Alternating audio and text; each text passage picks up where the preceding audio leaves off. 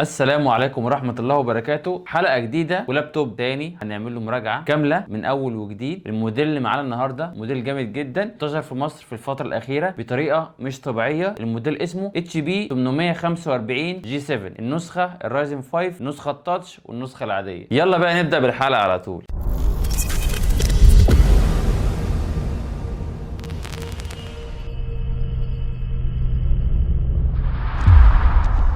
اول حاجه هنبدا بيها هو الشكل وماتيريال اللابتوب. ماتيريال اللابتوب برضو كالعاده معدن بتاعه شركه HP، طبعا فئه الاليت بوك. اللاب كله بيبقى معدن. سماعاته هنا من الجنب ما شاء الله سماعات قويه جدا، وعندك هنا التاتش باد برضو فيها كليكات، بس دي طبعا تحت التاتش. وعندك هنا الزراير بتاعته والبوينتر في النص. شاشه اللاب ده بتيجي بشاشه 14 بوصه فريمليس زي ما انت شايف كده. الجوده بتاعتها فول HD IPS. في منها طبعا نسخه تاتش هوريها لكم برضو.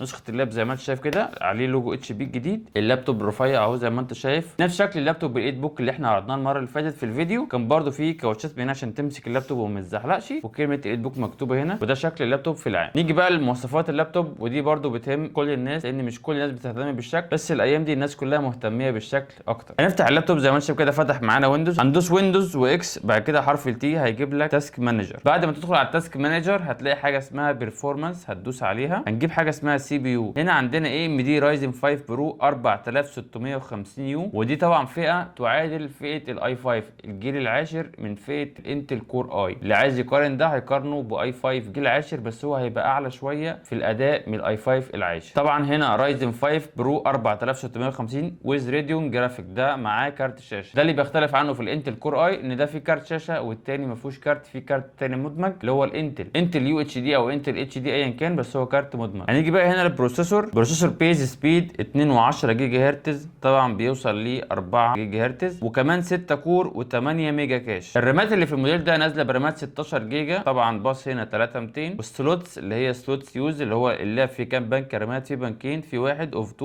يعني انت في مكان تاني ممكن تركب فيه رامه كمان. هتجيب هنا الديسك وتختار ده الاس اس دي بتاعه، مكتوب هنا اس كي هاينكس، ده 256 جيجا بايت. ونخش على المهم اللي هو كارت الشاشه جي بي يو AMD راديون تي ام جرافيك. هنخش هنا على جي بي يو، هتلاقي ديديكيتد جي بي يو ميموري 512 ميجا بايت، ودي طبعا فيجا مدمجه مع البروسيسور، بس هي اقوى من الانتل. بينزل بجرافيك كارد موجود مع البروسيسور مش خارجي لوحده، ده جرافيك كارد مع البروسيسور بيبقى 512 ميجا. كارت الشاشه اب تو 7 جيجا. طبعا ما تقارنهوش بالانتل، ده كارت اقوى من كارت الانتل. ولو عايز تقارنه بكروت انتل ممكن تكتب رقم الكارت ده على جوجل او رقم البروسيسور وهيجي لك الكارت بتاعه، وتقارنه بالكارت الانتل هتلاقيه برده اقوى من كروت الانتل المدمجه. ده لو انت عايز لابتوب يكون سعره كويس وفي نفس الوقت ينافس شركه انتل في الفئه السعريه. بعد ما شفنا مواصفات اللابتوب بالتفصيل، هنيجي بقى لمواصفات الشاشه والكيبورد والمخارج بتاعته. كيبورد اللابتوب ده بيجي بالكيبورد مش كامل، بيجي بهاف كيبورد ما فيهوش الارقام في الجنب، والارقام اللي في الجنب دي موجوده في الاجهزه ال 15 و6 بوصه اللي هي الشاشات الكبيره. لو انت عايز الارقام اللي في الجنب ضروري هتضطر تجيب النسخه منه اللي هي 855 جي 7 مش 845 جي 7. هتجيب اللي هي فيها ارقام في الجنب، وهتدفع اكتر شويه عشان حجم الشاشه وعشان الكيبورد. بس انا طبعا من الناس اللي بتفضل الارقام اللي هي ما تكونش في الجنب. بفضل اللاب ال 14 بيبقى وزنه خفيف وسيمبل كده، بحب شكله. طبعا دي اذواق، يعني في واحد تاني بيحب ال 15 و6 بوصه وبيستصغر ده جدا، مهما قعدت على لابتوب 14 مش بيحبه. النسخه اللي نازله معايا دي نسخه فيها فينجر برينت وكيبورد لايت بس ما فيهاش فيس اي دي. في نسخ ثانيه فيها فيس اي دي بس ما فيهاش كيبورد لايت، وفي نسخ كامله فيها الفينجر برينت والفيس اي دي والكيبورد لايت، بس النسخه دي ما فيهاش. في ناس طبعا لما بتيجي تبيع اللابتوب بتفرقوا على حسب النسخه دي فيها فينجر برينت او ما فيهاش فينجر برينت، بيفرقوه في السعر، بس الاثنين بيجوا نفس السعر. انت شطارتك بقى، لو انت فارق معاك الفينجر برينت او فارق معاك الفيس اي دي بتدور على النسخه اللي تناسبك وتشتريها. نيجي بقى للمخارج والمداخل بتاعه اللابتوب ده. هنيجي هنا من ناحيه اليمين نفس نسخه ال 850 جي 7 بالظبط اللي عرضناها في الحلقه اللي فاتت، بس طبعا على حسب الجهاز فيه كارت توان ولا ما فيهوش. لو ما فيهوش وان فالمخرج ده مش هتلاقيه شغال هنا. وكمان في هنا عندنا مخرجين تايب سي زي ما انت شايف كده، ممكن تشحن بيهم اللابتوب او تاخد منهم لموبايل او اي حاجه، وكمان ممكن تحط فلاشه او موبايل تايب سي يشتغل هنا عادي. عندك هنا مكان ل HDMI لو عايز تقعد على التلفزيون كبير، وده مخرج الشحن بتاعه. طبعا الشاحن ده بيبقى ارخص شويه من التايب سي ومنتشر اكتر يعني. هتلف من ورا هنا هتلاقي برده كلمه الايت بوك موجوده هنا بشكل كويس، واللابتوب زي ما انت شايف كده الله اكبر شكله حلو جدا ورفيع. الجنب الثاني هتلاقي مكان للوك، ده بيقفلوا بيه اللابتوبات. عندك كمان هنا 2 USB 3، وده مكان لسماعات برده هينفعك لو انت كول سنتر او حاجه ممكن تشتغل بيه. ظهر اللابتوب زي ما انت شايف كده برده نفس الكلام، كله معدن وفي في كاوتشتين من هنا، دي فتحات للتهويه، وفتحات التهويه الاساسيه في اللابتوب بتبقى من الحته دي طبعا من ناحيه المفسره من جنب المفسره من ورا. اللابتوب زي ما انت شايف كده شكله حلو جدا ورفيع ما شاء الله معدن. من قدام اللابتوب زي ما انت شايف كده في سماعتين هنا من الجناب، سماعات صوتها قوي جدا، وشاشته كمان ممكن تتفتح لحد الاخر. هي اي نعم مش 180 درجه بس برضو دي بتطول عمر اللاب شويه معاك، عشان في ناس لاباتها اخرها كده وتيجي تفتحها لحد الاخر بتتكسر، فده ما شاء الله معدن. وفي اوبشن ان الشاشه بتتفتح لحد الاخر، شكله حلو، وكمان في كارت جرافيك وبينافس الانتل في الفئه السعريه اللي احنا لسه هنجيب سيرتها في اخر الفيديو ان شاء الله، نقول لكم السعر الماشي كام في الوقت اللي احنا فيه ده. ده بقى وقت ان احنا نفتح اللابتوب من جوه ونشوف فيه ايه، وبيشيل كام بنك رام وفي كام مكان للهارد لو انت عايز تزود هارد. بس قبل ما افتح اللابتوب من جوه ما تنساش تعمل لايك للفيديو واشتراك في القناه عشان تدعمني اكمل فيديوهات واقدم لك محتوى كويس يليق بيك، وكمان اعرض لك كل موديلات اللابتوب بالترتيب، وان شاء الله تلاقي اللاب اللي يناسبك في الفيديوهات بتاعتي، وان شاء الله اقدر افيدك. هنقلب اللابتوب من ورا كده، نحطه على ظهره ونبتدي نفتح فيه. بسم الله.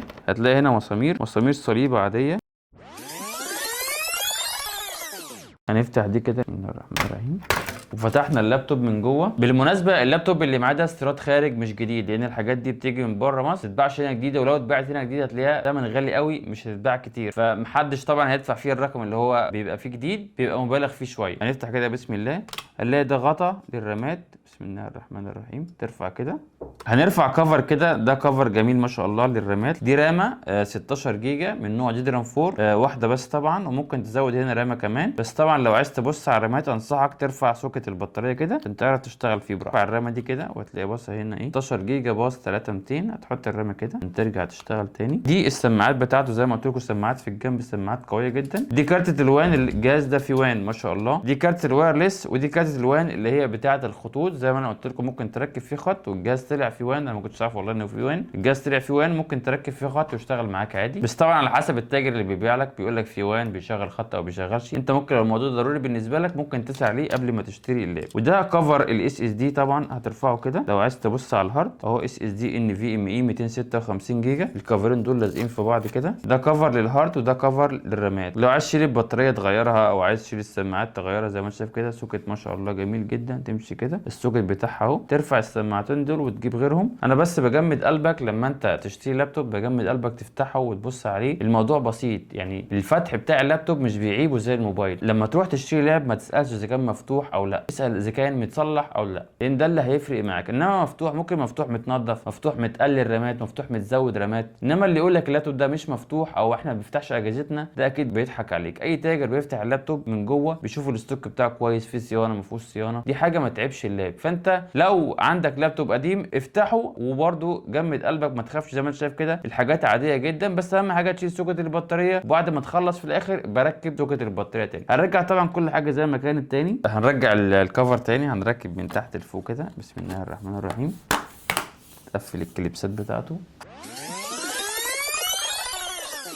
طيب بعد ما فتحنا اللابتوب من جوه وشفنا فيه ايه، تعالوا بقى نشغله اللابتوب تاني ونجرب عليه شويه جيمز بسيطه، جي تي اي في اللي هي بنجربها كل مره، ونجرب عليه شويه 3 دي ماكس واوتوكاد، عشان ده بتاع برامج هندسيه، بس طبعا ده مش بتاع ضغط، يعني ده ما تضغطش عليه في الماكس. الكاد انا معاك ممكن تضغط عليه عادي، انما الماكس بيبقى تقيل شويه، محتاج بروسيسور اعلى ومحتاج كارت شاشه اعلى. لو انت بتفتح مشاريع بس ماكس ما عنديش مشكله، تعمل مشروع على جهاز تاني وتاخده معاك الشغل، تعرض بيه تعمل بيه اي حاجه، ما عنديش مشكله. طبعا فئه الفوتوشوب والالستريتور والحاجات دي كلها طبعا بتشتغل كويس جدا. وحاليا هجرب لك عليه جيمز جي تي اي في بجوده كويسه برده، هنخلي الجوده بتاعتها متوسطه ونجرب بيها اللابتوب. وطبعا جربناها دلوقتي وما شاء الله شغاله كويس من غير اي تهنيجه او اي لاج، وخلينا الاعدادات بتاعتها متوسطه بحيث برده ما تضغطش على اللاب وما نقللش من مواصفاته. وجربنا عليه الماكس زي ما انت شايف كده، انا ما بعرفش اشتغل ماكس قوي، بس ما شاء الله برده شغال كويس. حاولت اعمل اي فنجان او اي حاجه، وبرده فتحت لك معاه الاوتوكاد جنبه مش لوحده، يعني فتحت ده مع ده، وما شاء الله اللابتوب شغال كويس وكمان بدون شاحن. لو انت وصلت الشاحن بيدي لك باور اعلى واداء اعلى. وزي ما قلت لك الفئه دي فئه ام دي للي بيدور على جهاز يكون شكله كويس وسعره كويس وفي نفس الوقت فيه جرافيك كارد. ده الفئه السعريه اللي بتعادل الكور اي 5 الجيل العاشر، اللي هي من فئه ال 840 جي 7 او 845 جي 7. الاثنين في نفس الفئه السعريه، بس ده فيه جرافيك كارد الناس اللي بتحب الجرافيك، والتاني فيه كارت شاشه انتل الناس اللي مش محتاج جرافيك كارد بس بتحب شركه انتل. ودلوقتي جه ميعادنا مع اهم حاجه، وهي سعر اللابتوب في الفتره اللي احنا فيها دي. متوسط متوسط سعر اللابتوب ده من 12000 جنيه ل 13500 جنيه على حسب الاستوك بتاعه، على حسب متبهدل، على حسب متخربش. وفي نسخه تانية منه، نسخه تاتش، دي بتزيد حوالي من 500 جنيه الى 1000 جنيه زي ما انت شايف كده اهي. دي النسخه التاتش بتاعته، هو اللابتوب بنفس الشكل بنفس كل حاجه، بس الفرق ان ده تاتش سكرين وده من غير تاتش. الناس اللي بتحب التاتش طبعا ده سلس جدا معاها وهيسعفها، ونفس جوده الصوره ونفس كل حاجه، الاثنين هم من الرحمن الرحيم جنب بعض. ده نفس اللابتوب بالظبط، بس الفرق ان ده تاتش سكرين وده مش تاتش سكرين. هنشيل ده على جنب النسخه التاتش. وفرق اللابتوب بين ده النسخه التاتش حوالي 500 جنيه او 1000 جنيه. سعر اللابتوب ده زي ما احنا قلنا من 12000 جنيه ل 13500 جنيه. النسخه دي برامات 16 و256، في نسخه ثانيه برامات 16 واس اس دي 512. انا بقول متوسط سعر في الفتره اللي نزل فيها الفيديو، طبعا عشان الاسعار ما تختلفش سواء نزلت او طلعت او اللاب قدم او الناس شافت الفيديو بقالها فتره. انا بس كل اللي بعمله ان انا بقدم لك المنتج وبحاول اقول لك مواصفاته ايه وبيشغل ايه وبيعمل معاك ايه وبفصصه لك حته حته. وده بقى ميعاد ختام حلقتنا. لو الحلقه عجبتك او استفدت منها حتى ب1%،